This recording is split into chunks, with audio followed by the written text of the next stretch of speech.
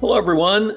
I'm Tom Fox. Welcome to the newest addition to the Compliance Podcast Network, Survive and Thrive, a podcast where we unpack compliance crises and disasters, walk you through all the red flags which appeared, and give you some lessons going forward. And we have a doozy for you today. I'm your co-host, Tom Fox. And I'm Kortney Nordrum. I'm Regulatory Counsel and Chief Compliance Officer at Deluxe.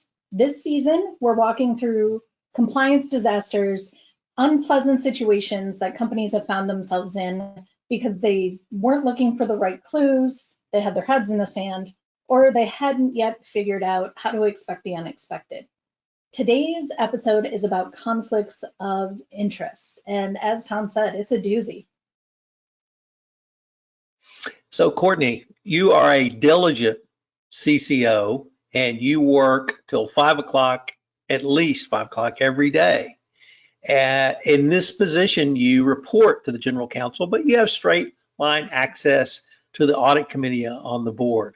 Because you're so conscientious, you're in the office on Friday, July 3rd, and the general counsel has already left for his 4th of July holiday.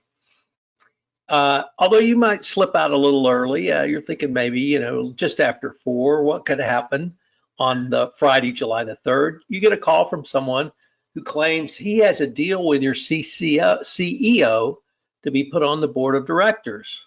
And you go, well, that's very interesting. And he says that deal was that he put up a $5 million loan to the CEO, and he's funded this loan, and he wants his board seat. He's getting tired of not being on the board. He's heard even Exxon's getting some new board members, and he wants that board seat.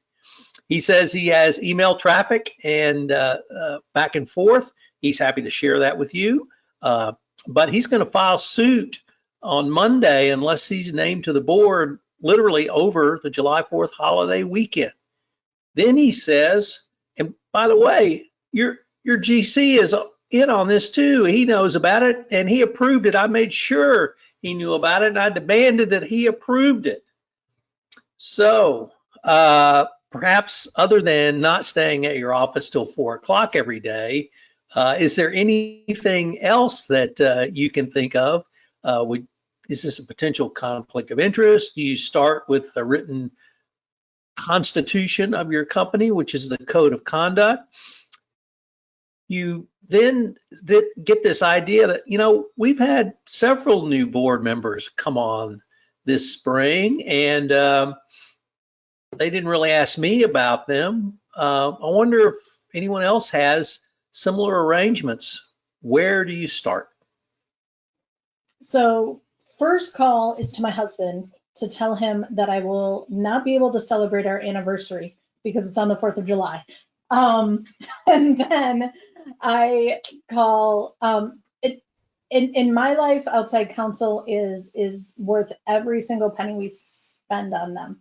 And so my first call would be to outside counsel. Normally, if it weren't a board issue and there was a conflict issue involving the CEO, I would go straight to the head of the audit committee. I have a line of reporting to them, as all CCOs should. And in this hypothetical, or any situation where you have issues, potential conflicts with the CEO, you go to the board, and that's where you would usually start. But because the board is potentially implicated here, I want to make sure that we have an airtight investigation. So first call to outside counsel. I'm going to let them advise me on next steps to take, but I'm guessing they will tell me to include the audit committee and get the audit committee chair up to speed as well. So the clock is ticking, closer to 5 p.m. You managed to get the chair of the audit committee, who is on his way to his July 4th lake house in northern Minnesota. And he says, maybe I need to pull off to the side of the road. What's your plan, Kortney? And my plan would be, investigate and investigate as quickly as possible, because we're going to call them wannabe board member has threatened to file suit on Monday. And so I want to make sure that I have all of my ducks in a row before Monday so we can head off any potential litigation, because that's just going to complicate everything by another degree. So I'm going to want to do an investigation. An investigation over 4th of July weekend is going to be tough. So again, I'm going to lean on outside counsel. And that's because in the hypothetical, the board is implicated. I don't think the audit committee chair has any idea, but I also want there to be deniability for the audit committee for the relationships they have with other board members. It can be very difficult to investigate other board members, even if it's part of your role. And so if we would find out that there aren't any issues, I want to not do anything that would damage the audit committee chair's standing with the rest of the board. And so I would say outside counsel, I need you to spin up an investigation, and I need you to do it now. On my side, I'm going to be calling my CISO.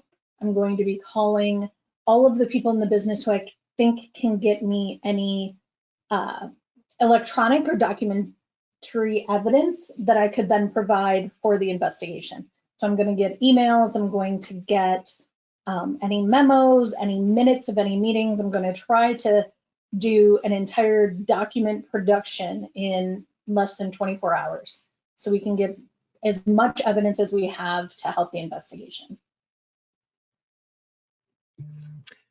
Kortney, after talking to the head of the audit committee, and he just says to you, I'm going to think about this on the way to my lake house. I'll call you back when I get there. And he calls you back and he says, I like your preliminary plan. I'm going to declare this a special investigation of the audit committee. You will be our contact person. Please move forward as you have described with a collection of documents. And can you advise me on literally what is a conflict of interest? Are there any rules and regulations within our code of conduct or policies and procedures that we might look to for governing this? What is the role of, or what are the obligations of a executive regarding potential conflicts of interest, disclosing potential conflicts of interest? Are there any theories that you're aware of, Kortney, around business justifications, or rather business decisions influenced by personal interest? And I'm going to call you back after breakfast, but before lunch tomorrow. So have fun. I'd like your thoughts there. Where do you go, not necessarily to do legal research, but the research questions he's asked you about the company guidelines, policies, procedures, and the code. What do you review, and what would you consider reporting to him? Right. So first place I go is the code. It's our Constitution. Live it, love it, breathe it, learn it. It's part of who we are. And I know that the code has language about conflicts of interest. So our code that we use in my organization has a pretty simple definition of conflicts. And I think it's universally approachable. It is a business decision influenced or appearing to be influenced by personal interest. So it's basically the gut check of, hey, am I making this decision for the business, or am I making this decision for me or someone I'm related to or a good friend of mine? And we have in our code, and others have in there, that you have to disclose potential conflicts, perceived conflicts, as well as conflicts. And so there are arguments as to asking your workforce what they want, what you need them to disclose, just actual conflicts. But we have found, and I have found personally, that telling everyone that they have to disclose everything, but telling them in a way that's non-judgmental, is how we go about making sure that we're being the most inclusive. And I say that in that disclosing a conflict of interest is required, but that doesn't mean that the conflict is going to cause a problem. Conflicts have to be managed. Some of them will result in the board, the CEO, executive leadership, or members of the workforce not being able to take the actions they want to take. But the important thing about conflicts is that you disclose them and then we manage them. We can put walls up around conflicts to make sure we're doing the right thing and that people aren't improperly influenced. So first thing I'm going to do is I'm going to send him our code, which he already has because I send it all the time and it's available publicly and I train him on it. And so he already has the code. And so he's going to know that there is a conflicts of interest section in the code. We also have, as part of our onboarding for our new board members, the code and compliance training, as well as an attestation of conflicts of interest. So I'm going to send the audit committee chair the attestations of all of the board members, and I'm going to send them to outside counsel. So there's a couple of layers. We're going back a few episodes ago when I talk about safety lasagna. There's a couple of layers of controls we have in here. And so I'm going to send the board chair those, or the audit committee chair those controls. As for his legal question, I am going to say, I don't think it needs a strict legal answer. I think the answer is we're beholden to our employees, to shareholders if we have them, or ownership if we have them, or if we're a nonprofit, to our mission to act in a way that benefits the company and not ourselves. And so even if you don't get into the legality of it, the rules are very clear. And I think that that's where I would land. And it's not because I don't think the audit committee chair can't understand legal speak, because audit committee chairs tend to be very sophisticated, very intelligent individuals. It's just, instead of pointing, my gut tells me, and it could be right or wrong, my gut tells me instead of pointing to legal, legal, legal, I just go, this feels wrong, right? And that's because it is. And then I back that up with the proper regulatory and code pieces. But to me, it's pretty common sense. It could be argued, but to me, this one was pretty common sense. Also, before I call back the audit committee chair, I'm definitely updating my resume, because if my boss, the general counsel, in the hypothetical, if my boss, the CEO, and a chunk of the board are all in on this and think this is okay, they're going to invite me to pursue new opportunities very, very quickly. And even if they don't, I don't know that I want to work somewhere where everybody above me thinks that personal loans in exchange for board seats is an okay way to operate. Kortney, before there was a slight reorganization of your job duties at the start of the year. Previously, you had headed up due diligence on potential board members, and the GC said he was going to take that role over.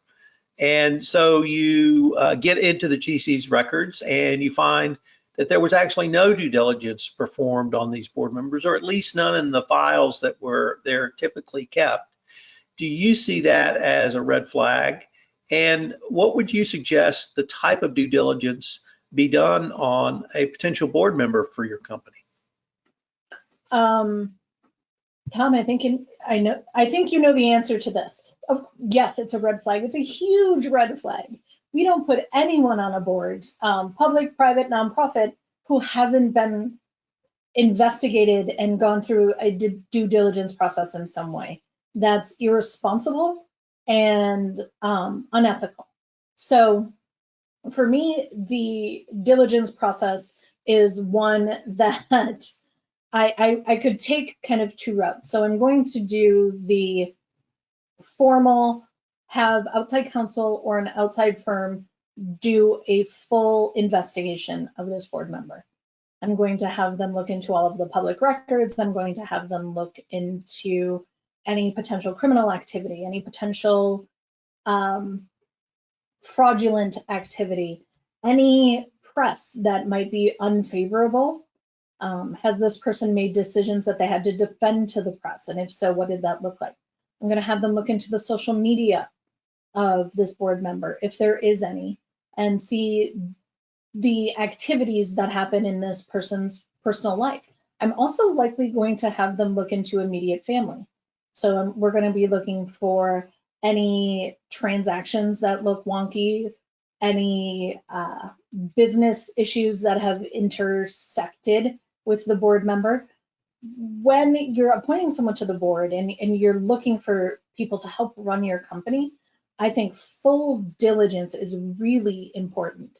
You want to know who you're getting. And if the board member is not upfront about who they are and their past and more than just their CV, then I think that is enough to spark a further investigation.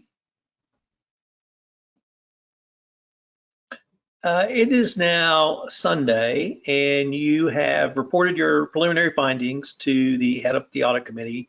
Your outside counsel has also produced you a preliminary report recognizing that they have had less than 48 hours to do this.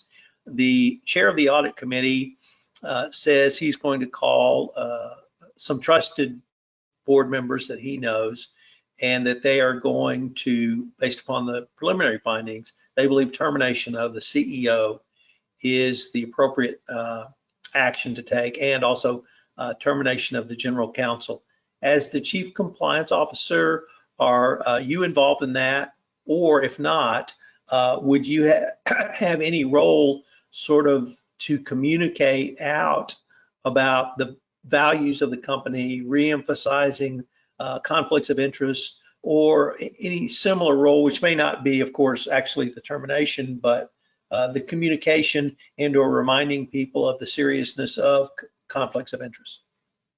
So absolutely, I'm obviously not going to be involved in the termination. I'm not going to be there when anyone's fired, but as compliance officers, we often work as the cleanup crew and often fix issues that we didn't cause. And so because of this termination, this is likely going to be a ton of gossip. There's likely going to be a ton of gossip in the organization about what happened, what's going on. There's a huge shakeup.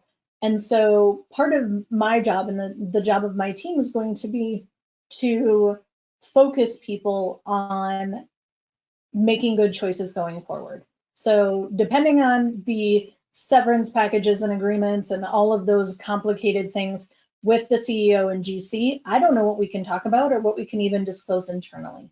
And so having that as a limitation, I'm likely just going to push training and awareness. I'm going to push out an awareness campaign on the code of ethics, on ethics generally, and specifically on conflicts of interest.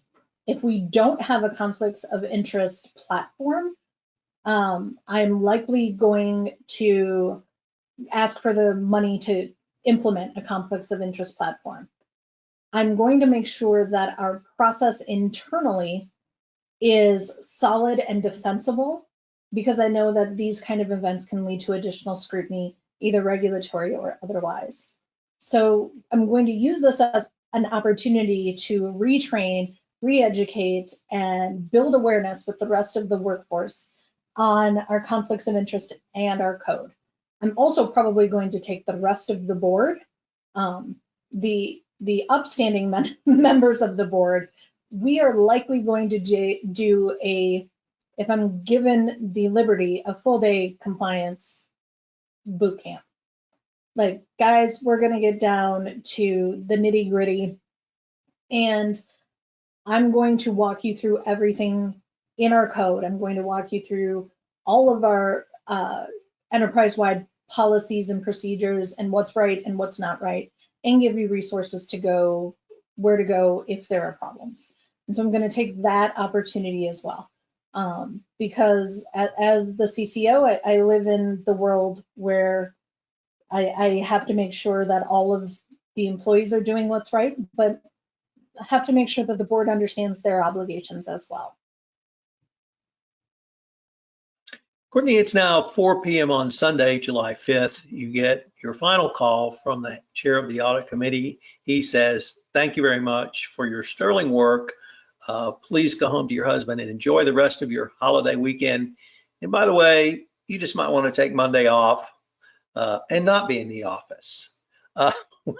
When you get back Tuesday, I really like your idea of using this as an opportunity to really reinvigorate not only the board, not only senior management, but also employees, because my sense is employees tend to think of a conflict of interest as I'm doing business with a competitor, or I'm giving a secret away, or I'm doing something like that. But conflicts of interest can be much broader, and you name some of those. It can be sending business to a relative. It can be having a relative, a wife, a child on the payroll. It can be a wide variety of things. And I don't think, or I'm not sure that that's really covered enough in terms of, yes, we have a conflict of interest policy. So can you get that message out really to the rest of the workforce after you come back Tuesday and there's an acting CEO in place? Yeah, and I think that I'm going to do that depending on the size of the workforce. That's something that I would probably want to spin up in-person training for. So when you get dinged for something, or when you think you're about to get dinged for something, it's really important to make sure that all of your workforce knows what's going on and has the training they need. And while online training is effective, I personally believe that in-person training can be more effective, and it allows for real-time communication as far as questions and just interaction. And so depending on the size of the workforce, I'm probably going to deputize most of my team to go out, pick a location, and we're going to train people in person on conflicts of interest. And we're going to have real life examples. One of the examples we have in our code of conduct is my next door neighbor is being considered for a job, and I'm on the panel to interview. Do I have to disclose this? And the answer is yeah, you have to disclose. Is it going to be a problem? Probably not, but we may take you off the panel for that interview because we don't want it to look like there was a conflict. So it's not that conflicts are per se bad, they just need to be disclosed and managed. And I think that that is the message we want to get out. Sunlight sanitizes, guys. I'm going to say it over and over and over again, is if you bring us issues, it's our job to manage them. So that would be my plan. If we have 60,000 people across the globe, that's not a great plan.